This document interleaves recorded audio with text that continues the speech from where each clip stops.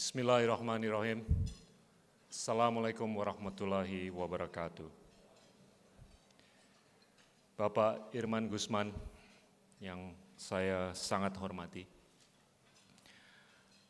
the Governor of Jakarta and other governors from various provinces in Indonesia, the Vice Chairwoman of the House of Regional Representatives, the Chairman of the Chamber of Commerce, ambassadors, excellencies, honorable members of the Business for Environment Summit, honorable captains of industries, distinguished guests, ladies and gentlemen. It's a real honor for me to be here tonight in our dinner dialogue in celebration of the International Year of the Forest, and to introduce to you our guest of honor. When I was appointed as the chairman of the Investment Coordinating Board just about 13 or 14 months ago, one of the first speeches I had to make was at the climate change workshop that was organized by the London School of Economics and the ASEAN Secretariat. It was then that I realized that in fact I was also supposed to be working on another climate issue. That was the investment climate. The investment climate in Indonesia is one that's predicated on an investment roadmap that seeks a future where every Indonesian citizen understands what a green economy is all about.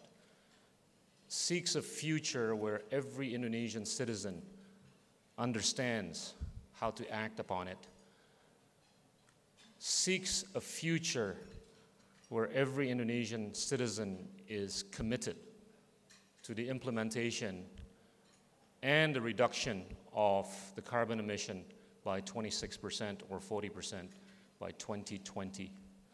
Seeks a future where everybody understands that Indonesia will play a very instrumental role in making sure that Indonesia and many other countries in the world represent the main lungs of this earth. A future that every Indonesian understands that there needs to be a balance between an industrialized nation and a green conscious nation.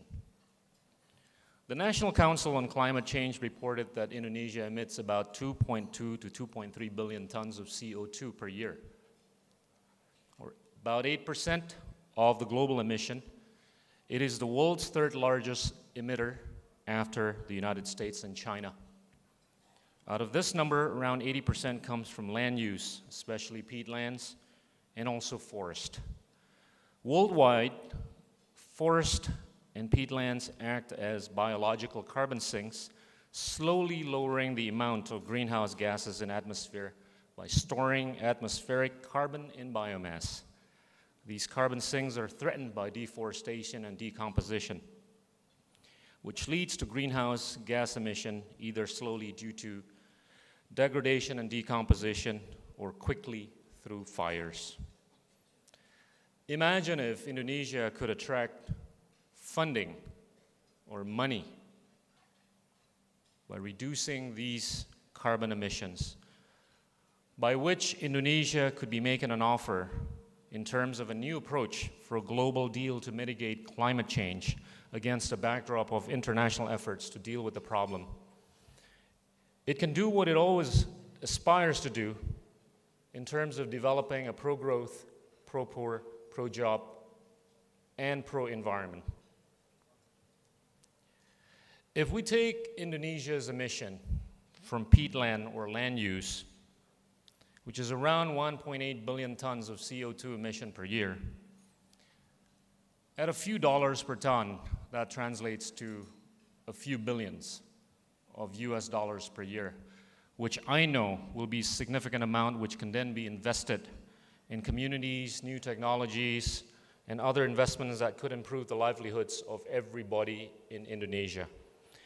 This could be a solution where actions to mitigate and reduction emission